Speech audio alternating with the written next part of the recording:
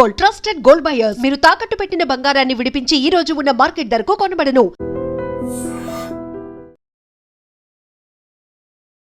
ఉన్న ప్రతి ఆడబిడ్డ 9 నుండి 14 వరకు హ్యూమన్ ప్యాపిలోమా వైరస్ వ్యాక్సిన్ అది కార్యక్రమం మొదలవుతుంది. ఈరోజు రేపు 2 రోజులు దాదాపు 500 నుండి 600 వరకు ఆడపిల్లలకు వ్యాక్సినేషన్ ఇవ్వడం జరుగుతుంది. ఈ వ్యాక్సినేషన్ ఎందుకు అవసరం?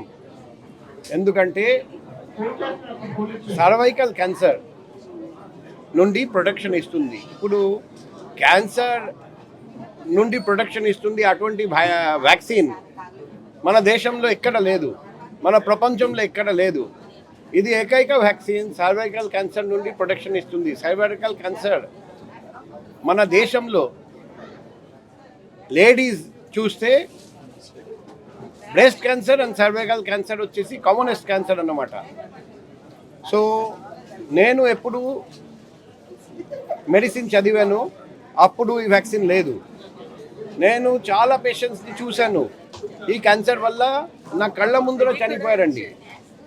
ఇప్పుడు ఈ వ్యాక్సిన్ వచ్చింది, కానీ దురదృష్టకరం పబ్లిక్కి అవగాహన లేదు, వాళ్ళు ముందుకు రావట్లేదు వ్యాక్సిన్ వేసుకోవడానికి.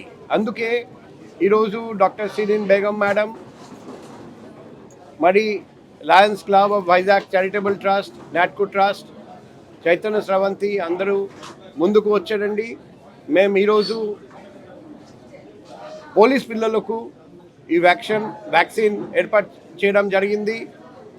రాబోయే రోజుల్లో మేము ఈ మేడంతో కలిసి, ఈ ట్రస్ట్, ఈ క్లబ్తో కలిసి అవగాహన కార్యక్రమం ర్యాలీ పెడతాము.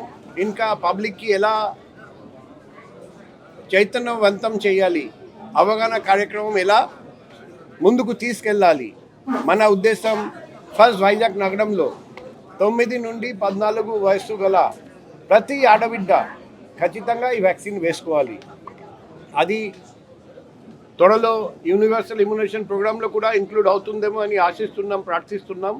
ఈరోజు మన భారతదేశంలో మొట్టమొదటిసారిగా పోలీస్ యూనిట్ ఈ వ్యాక్సిన్ కార్యక్రమం ఏర్పాటు చేశారని, అది వైజాగ్ సిటీ పోలీస్.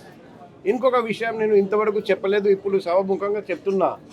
నిన్న సీఎం సార్ రావడం జరిగింది. గౌరవ సీఎం గారికి నేను ఈ ప్రోగ్రాం గురించి బ్రీఫ్ చేస్తే ఆయన చాలా సంతోషం వ్యక్తం చేస్తూ కంగ్రాచులేషన్స్ అని అందరికీ అభినందనలు తెలియజేయమని చెప్పారండి. సో ఆయనకు కూడా నిన్న తెలియజేస్తే ఆయన చాలా హ్యాపీగా ఫీల్ అయ్యారు. సో మన భారతదేశంలో ఇలా అందరూ ఈ పర్టికులర్ ఏజ్ గ్రూప్లో ఈ వ్యాక్సిన్ వేసుకుంటే ఖచ్చితంగా మన దేశంలో సర్వైకల్ క్యాన్సర్ నుండి జరుగుతున్న మరణాలు బాగా తగ్గిపోతాయని నాకు పూర్తిగా నమ్మకం ఉంది.